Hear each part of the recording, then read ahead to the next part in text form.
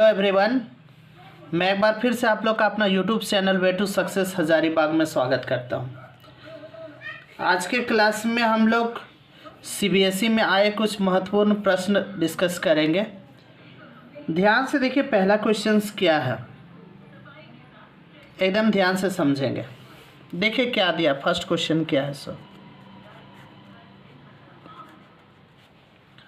First question है the 10th and 18th terms of an AP are 41 and 73 respectively. Find 26th term. Question में क्या है, the 10th and 18th terms of an AP, मतलब 10th और 18th term आपका दिया हुआ, कितना दिया हुआ है, 41 और 73 दिया हुआ है। तो आपसे पूछ रहा है कि 26th टर्म क्या होगा, ये बताना है। तो ये वीडियो उसके लिए है जो पहले ऑलरेडी एपी पढ़ चुके हैं, और जो पहले नहीं पढ़े हैं तो उनके लिए प्रॉब्लम होगा। इसलिए आपको पहले क्या करना है कि हमारा आप प्लेलिस्ट में जाके एपी का ऑलरेडी वीडियो अपलोड है, आप वहाँ से पहले देख लेंगे, तब इस वीडियो को देखेंगे तो समझ में आएगा, अदरवाइज़ समय का बर्बादी होगा। ठीक है, चलिए, जिन लोग एपी पूरा अच्छा से पढ़ चुके हैं सिर्फ उनको रिवीजन हम करवा रहे हैं यहाँ पे। देखिए क्या है सो, तो आपके पास क्या है, 10th टर्म, तो पता है 10th टर्म को हम लोग A10 लिखेंगे, जो कि हमारा कितना है 41 है।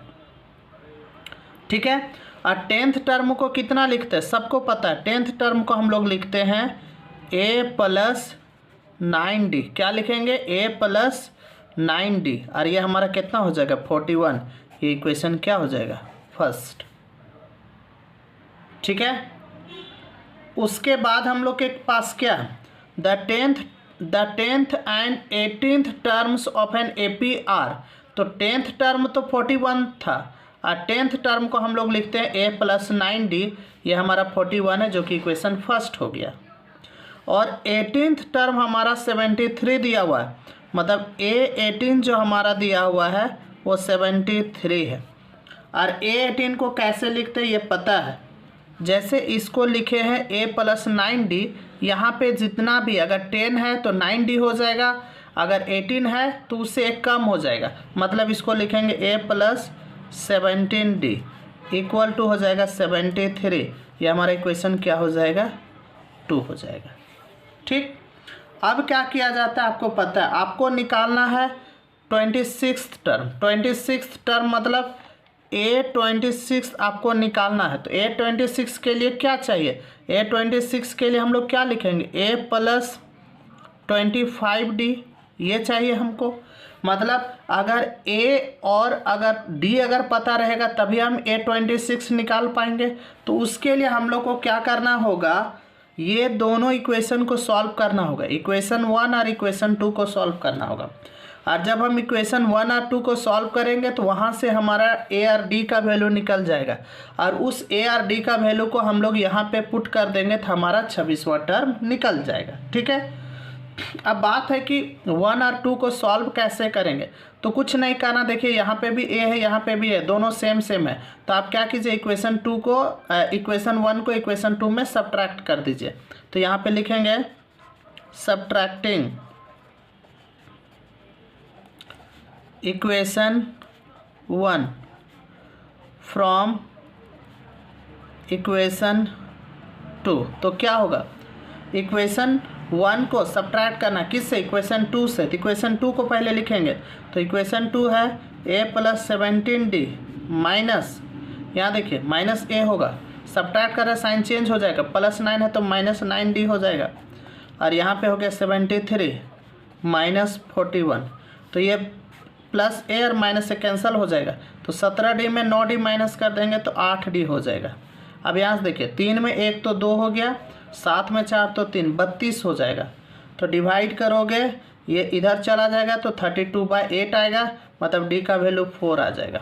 देखिए D का वैल्यू हमने निकाल दिया। अब क्या करना चाहिए, आप ही लोग बताइए क्या करेंगे।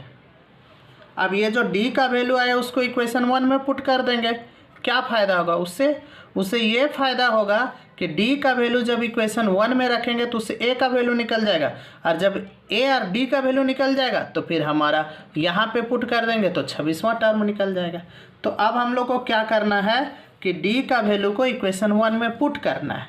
ठीक, तो अब क्या कीजिए, अभी यहाँ तक का आप स्क्रीनशॉट ले लीजिए, या तो वीडियो को पॉज करके लिख लीजिए। ठीक है, क्योंकि हम थोड़ा पेज को आगे यहाँ पे खिसकाएंगे तब हम लोग ए का वैल्यू यहाँ पे निकाल सकते हैं। ठीक है, तो देखिए क्या करेंगे। सो अब हम यहाँ थोड़ा जगह बनाते हैं। देखिए यहाँ पे हम लोग का जगह बन गया। अब लिखेंगे putting the value of D in equation 1 क्या होगा बोलिए, ए प्लस 9 इंटू डी, डी का वैल्यू 4 है, इक्वल टू 41। यहाँ से देखिए ए हो गया, ए के जगह पे ए है, प्लस 9 डी के जगह पे 4 लाए थे रख दिए, तब 41। तो ए प्लस 9 4 जा 36, इधर 41 हो गया। तो कितना होगा, ए इक्वल टू 41 माइनस 36, तो माइनस करेंगे तो बोलिए 41 में घटा दीजिए, ए बराबर 11 में 6 तो 5, मतलब ए का वैल्यू हम लोग को कितना आ गया, 5 आ गया। देख लीजिए सब लोग। ठीक है, मतलब डी का वैल्यू 4 निकाल दिए थे और ए का वैल्यू 5 निकाल दिए थे। अब क्या करेंगे आप लोग बताएंगे ज़रा। कुछ नहीं करना है मेरे भाई, ये ए और डी का वैल्यू को यहाँ पे पुट कर देना है। तब लिखेंगे देयरफॉर A26 क्या हो गया बोलिए, ए का वैल्यू कितना था, यहाँ से देखिए 5 था, तो 5 प्लस 25 इंटू डी का वैल्यू कितना था, 4 था, तो यहाँ 4 लिखेंगे। तो ये हो गया 5 प्लस, अब 25 को 4 से मल्टीप्लाई कर दीजिए तो 100 हो जाएगा, और 100 और 5 जोड़ दीजिए तो 105 हो जाएगा। यही हमारा आंसर हो गया। ठीक है, चलिए तो वीडियो को लाइक कर दीजिएगा अगर आपको समझ में आ रहा होगा तो, और वीडियो को पॉज करके आप इसको लिख लीजिए। अब हम लोग नेक्स्ट क्वेश्चन देखते हैं। अगला क्वेश्चन क्या है, find the sum of all integers between 100 and 500 which are divisible by 9। Question में क्या है, find the sum of all integers between 100 and 500 which are divisible by 9। मतलब आपसे पूछा है, आपको बोल रहा है कि find the sum of all integers between 100 and 500, मतलब 100 और 500 के बीच में जितना भी इंटीजर्स आएगा जो डिविजिबल होगा 9 से, 9 का टेबल में वो आएगा, उसका सम क्या होगा ये फाइंड करना है। तो पहले हम लोग को तो ये तो देखना होगा ना कि कौन सा नंबर है, कौन कौन नंबर है जो 100 और 500 के बीच में और वो 9 का टेबल में आता है। ठीक है, तो इसके लिए आपको क्या करना होगा, पहले देखना होगा कि 100 और 500 के बीच में है, तो देखते हैं कौन कौन सा नंबर आता है। तो आपको करना क्या है, पहले ये जो 100 है उसको आप डिवाइड करके देखो कितना से, 9 से। ठीक है, तो 10 9 1 जा 9, 10 में 1 तो 9, 10 में 9 तो 1 हो गया, फिर 0, 9 1 जा 9, तो कितना आ गया, 1 आ गया। ठीक है, मतलब ये हम लोग के पास कितना बच जा रहा है, 1 बच जा रहा है। ठीक, तो 9 से डिवाइड होने के लिए यहाँ पे क्या होना चाहिए, 9 होना चाहिए जबकि 1 है, तो 9 होना चाहिए जबकि 1 है, तो घट कितना रहा है, 8। अरे भैया 1 है, इसको होना है 9, तो 9 होने के लिए कितना चाहिए, 8 चाहिए। मतलब जो हमारा नंबर जो स्टार्ट होगा वो कितना है, 100 है, तो उसमें 8 प्लस कर देंगे तो कितना आएगा, 108 से स्टार्ट आएगा। देखिए 108 जो होगा यही 9 का टेबल में आएगा, फिर इसके बाद आगे बढ़ते चला जाएगा। तो मतलब हमको एपी पता चल रहा है कि पहला जो टर्म होगा 100 और 500 के बीच में पहला जो नंबर होगा जो 9 से डिवाइड होगा वो 108 होगा। ठीक, अब इसके बाद क्या होगा, तो कुछ नहीं करना, अब इसमें 9 प्लस करके आप ऐड करके बढ़ते जा सकते। तो 108 में 9 ऐड करेंगे तो कितना आएगा, 117। मतलब अगला जो नंबर होगा वो 117 होगा। तो इस तरह से हमको लिखते नहीं चलना है। ठीक, अब हम लोग यहाँ पे देखेंगे लास्ट में कौन सा नंबर आएगा उसको खोजना है। ठीक है, जब वो पता चलेगा तभी हम लोग सम निकाल पाएंगे, अदरवाइज नहीं निकाल पाएंगे। तो यहाँ से देखिए ये 500, अब इसको चेक कैसे करना है, तो फिर वही काम करेंगे, 500 को 9 से डिवाइड करेंगे। ठीक है, तो 9 5 ज़ा 45 हो जाएगा, 10 में 5 तो 5, 0, 9 5 ज़ा 45। देखो 10 में 5 तो 5, ये 5 हम लोग के पास एक्स्ट्रा बढ़ गया। अब ऐसे केस में क्या किया जाता है कि जो 5 बच जा रहा है अब उसको 500 में माइनस कर देना है। तो कितना होगा, 500 में 5 माइनस कर देंगे, मतलब 495। तो लास्ट का जो नंबर आएगा वो हमारा 495 आएगा। कौन आएगा, 495 आएगा। ठीक है, तो ये हम लोग एपी पता लगाएं। ठीक, अब हमको तो बोलता है कि इसमें जितना भी नंबर आएगा सबका सम क्या होगा। देखिए पूछ रहा है find the sum of all integers, तो ये तो पहले पता लगा ले कि कितना इसमें नंबर आएगा। ठीक है, तो देखिए ए हम लोग का कितना हो गया, 108 हो गया, एन कितना हो गया, 495 हो जाएगा। डी तो आप लोग जानते हैं डिफरेंस कितना का जा रहा है, 9 का जाएगा, 9 का डिविजिबल पूछ रहा है तो 9 का डिफरेंस आएगा। तो यहाँ से निकालिए ए एन इक्वल टू क्या होता है, बोलिए ए प्लस एन माइनस 1 और डी। हम लोग जानते हैं ए एन इक्वल टू क्या होता है, ए प्लस एन माइनस 1 और डी। तो ए एन कितना है, 495 है, इधर हो जाएगा ए प्लस एन, अच्छा ए कितना था 108, तो यहाँ लिखेंगे 108 लिखेंगे, प्लस कितना होगा एन तो नहीं पता है, -1 और डी कितना 9 है। ठीक है, अब क्या करेंगे, पहले इसको इधर लाओ, तो 495 माइनस 108 और इधर हो गया n माइनस 1 और 9। ठीक है, अब 495 में 108 माइनस करो तो 15 में 8 तो 7 हो गया, यहाँ पे कितना हो जाएगा, यह बचेगा 8 में 0 माइनस करो तो 8 हो जाएगा, यहाँ पे आपका हो गया 4 में 1 तो 3, 387 इक्वल टू 9 बोल रहे हैं, n माइनस 1 और 9 होगा। ठीक है, अब इस 9 को इधर ले आइए तो डिवाइड में हो जाएगा by 9 equal to n minus 1 हो जाएगा। ठीक, चलिए यहाँ तक आप स्क्रीनशॉट ले लीजिए या तो वीडियो को पॉज करके लिख लीजिए।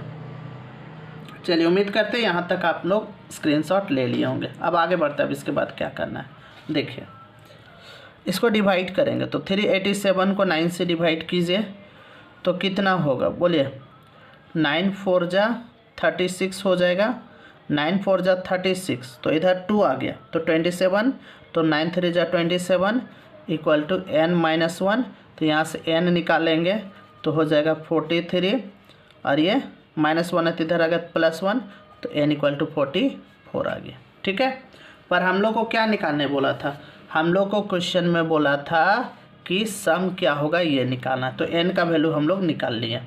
अब n जब निकल गया तो यहाँ से हम लोग आराम से सम निकाल सकते हैं। ठीक है, अब सम निकालने का क्या फॉर्मूला था याद कीजिए। चलिए यहाँ तक पहले आप लोग स्क्रीनशॉट ले लीजिए, उसके बाद हम सम निकालने के लिए बताते हैं कि सम कैसे निकालना है। तो उम्मीद करते हैं यहाँ तक आप लोग लिख लिए होंगे। ठीक है, अब देखिए सम का फॉर्मूला क्या था, ज़रा ध्यान से देखिए कैसे निकालते थे। उसके लिए क्या था याद है, हम लोग पढ़े थे Sn इक्वल टू क्या होता है, n/2 ब्रैकेट था 2a प्लस n माइनस 1 और d था। ठीक है, तो n का वैल्यू हम लोग कितना निकाले थे, n का वैल्यू देखिए यहाँ से कितना था, n का वैल्यू हम लोग का आया था 44, तो यहाँ पे आपको क्या करना है, इस जगह पे n के जगह पे 44 रख देना है और बाई में क्या लिखना है 2, और यहाँ से 2 इंटू ए का वैल्यू कितना था 108 था, तो यहाँ लिखेंगे 108 प्लस n कितना लाए थे 44, तो 44 -1 और d कितना था 9 था। ठीक है, अब आप लोग को क्या करना है, इसको सॉल्व कर लेना है और सॉल्व करने के बाद जो आंसर आएगा उसको हमको कमेंट करके बताना है। ठीक है, चलिए तो वीडियो को पॉज कीजिए और लिख लीजिए। अब हम लोग नेक्स्ट क्वेश्चन की ओर बढ़ते हैं। ये क्वेश्चन तो एग्ज़ाम में कई बार पूछ चुका है, कई बार, इसलिए इस क्वेश्चन को आपको हर हाल में अच्छा से पढ़ लेना है। देखिए क्वेश्चन क्या है, सो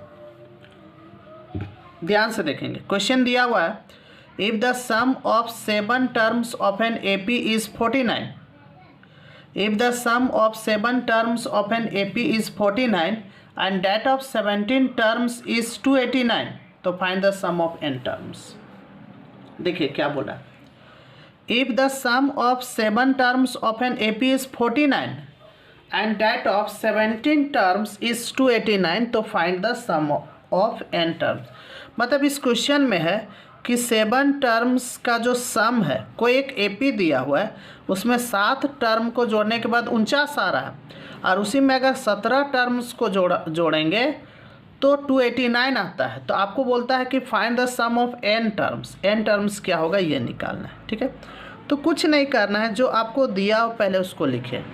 क्या दिया हुआ, if the sum of 7 term, मतलब S7 दिया हुआ, ये कितना आपका 49 है। देखिए, if the sum of 7 term, if the sum of 7 terms of an AP is 49, मतलब S7 आपका 49 दिया है। अरे याद कीजिए कि फॉर्मूला क्या था, Sn इक्वल टू था n/2 bracket 2a plus n-1 और d। याद होगा सबको, मैंने पहले ही बता दिया है कि ये वीडियो उसके लिए है जो पहले से इस चैप्टर को पढ़ चुके हैं, और जो नहीं पढ़े हैं तो इस वीडियो को नहीं देखेंगे, क्योंकि उनको कुछ भी समझ में नहीं आएगा। ठीक है, बेकार में समय बर्बाद हो जाएगा। तो Sn equal to n/2 bracket 2a plus n-1 और d होता है। तो आपको देखिए S7 दिया, मतलब S7 का मतलब क्या हुआ कि n के जगह पे 7 है, तो यहाँ से रखिए तो हो जाएगा 7/2 ब्रैकेट 2a प्लस n के जगह पे 7-1 लिखेंगे, यहाँ पे d हो जाएगा, और इधर से हम लोग के पास है 49। ठीक, अब क्या करेंगे बताइए आप ही लोग, ये हो गया 7/2, यहाँ से बोलिए ये 2a प्लस 7 में 1 घटा देंगे तो 6d हो जाएगा, और इधर से 49 हो जाएगा। ठीक है, अब ये 7/2 है, देखिए यहाँ 2 और 6 है, तो ये 2 कॉमन हो जाएगा इसमें, तो यहाँ पे क्या बचेगा बोलिए, a होगा प्लस, ये तो 2 कॉमन ले लिए तो a बचा, अब यहाँ पे 3d होगा इज इक्वल टू 49। ठीक है, ये 2 से 2 को काटिए और 7 से इसको काटिए, 7 जब 49, मतलब a plus 3d equal to 7। इसको इक्वेशन आप फर्स्ट लीजिए। ठीक है, चलिए अब हम लोग के पास क्या, and that of 17 terms sum, and देखिए फिर क्या बोला, if the sum of 7 terms of an AP is 49 and that of 17 term, मतलब S17 दिया हुआ है, और ये हम लोग के पास कितना है 289 है, मतलब 17 टर्म जो हमारा है वो 289 है। तो find the sum of n terms. ठीक है, अब देखिए S17 हमारा 289 दिया हुआ, तो अब हम लोग क्या लिखेंगे, जैसे इसको सॉल्व किया उसी तरह से फिर सॉल्व करेंगे। S17 का मतलब n के जगह पे कितना है 17 है, तो अब हम लोग लिखेंगे, देखिए Sn, तो n के जगह पे 17 है, तो यहाँ लिखेंगे 17/2 ब्रैकेट देंगे, फिर 2a प्लस n के जगह पे 17 लिखेंगे -1। देखिए ये फॉर्मूला पे सेट कर रहे हैं, और यहाँ पे d इज इक्वल टू 289 हो गया। ठीक है, चलिए पहले वीडियो को पॉज कीजिए और इसको लिख लीजिए, या आप चाहें तो स्क्रीनशॉट ले सकते हैं। चलिए, तो उम्मीद करते हैं आपने स्क्रीनशॉट ले लिया होगा। ठीक है, अब चलिए आगे बढ़ते हैं। देखिए क्या है, सो चलिए जगह बन गया। अब देखिए 17/2 2a प्लस 17 में 1 घटाएंगे तो कितना आएगा बोलो, 16d आएगा, और इधर से 289 है। 17/2 क्या कॉमन आएगा बोलिए, यहाँ 2 और 16 में 2 कॉमन आएगा, तो यहाँ कितना बचेगा a plus 8d equal to 289। कुछ कटेगा क्या? हाँ कटेगा ना, 2 से 2 कटेगा, 17 से 17 का टेबल में 289 हो जाएगा। तो अब हम लोग के पास कितना बचा a plus 8d is equal to 17। इसको इक्वेशन 2 लेंगे। क्या लेंगे? इसको इक्वेशन 2 लेंगे। तो देखिए हमारा इक्वेशन 1 में क्या था? इक्वेशन 1 में था a plus 3d equal to 7 और a plus 8d equal to 17 है। पर पता है क्वेश्चन में क्या बोला है? आपको सम ऑफ n टर्म्स निकालना है, मतलब Sn निकालना है। तो Sn के लिए क्या?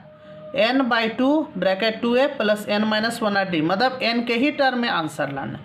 यहाँ पे पूछा Sn, मतलब n के जगह पे n रख के ही आपको आंसर लाना है कि क्या होगा। सो तो इसके लिए कम से कम तो a और d का तो वैल्यू पता होना चाहिए ना। तो a और d का वैल्यू कैसे आएगा? तो उसके लिए अब हम लोग इक्वेशन 1 और इक्वेशन 2 को क्या करेंगे? सॉल्व करेंगे। किसको सॉल्व करेंगे?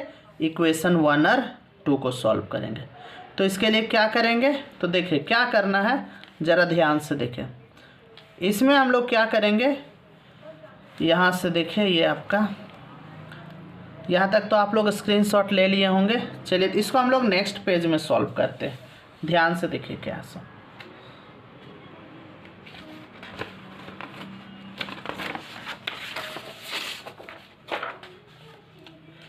देखिए नेक्स्ट पेज में हम लोग पहले इसको इक्वेशन लिख लेते हैं। इक्वेशन क्या था? इक्वेशन था a plus 3d a plus 3d equal to था a plus 3d equal to 7 था, जो कि हमारा इक्वेशन 1 था। और इधर से a प्लस 8d था, जो कि हमारा इक्वेशन 17,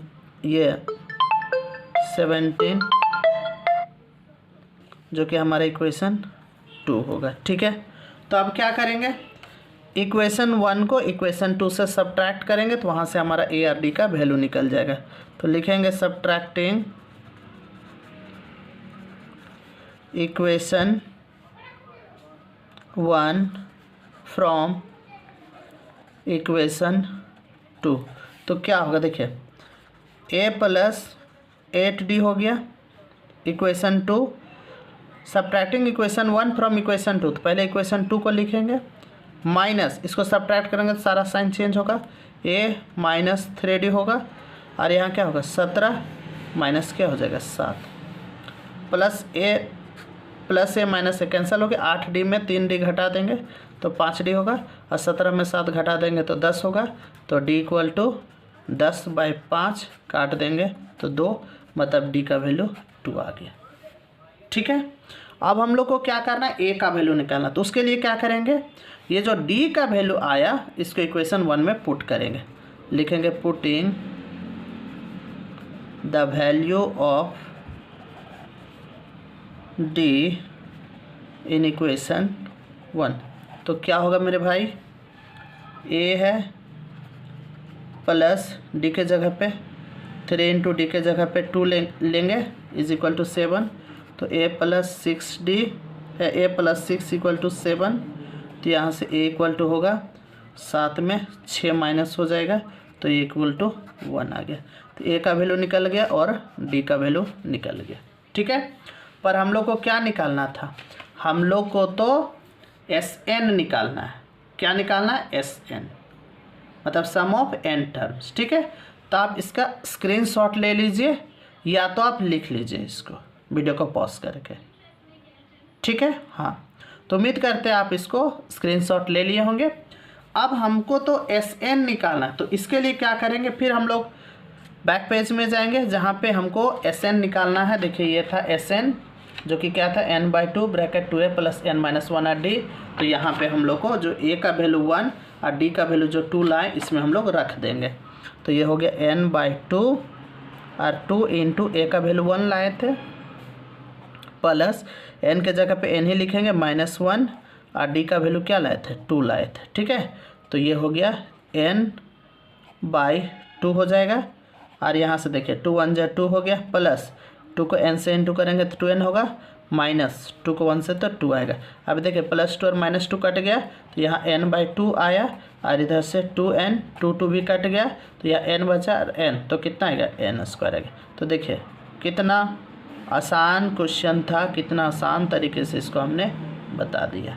ठीक है, अगर एक बार में आपको नहीं समझ में आ गया होगा तो आपसे हमारा रिक्वेस्ट है कि एक बार आप इसको फिर से देख लीजिए इस वीडियो को। ठीक है, उसके बाद नहीं समझ में आएगा तब हमको आप बोलिएगा कि हमको समझ में नहीं आया। ठीक है, चलिए तो वीडियो को पॉज कीजिए और लिख लीजिए।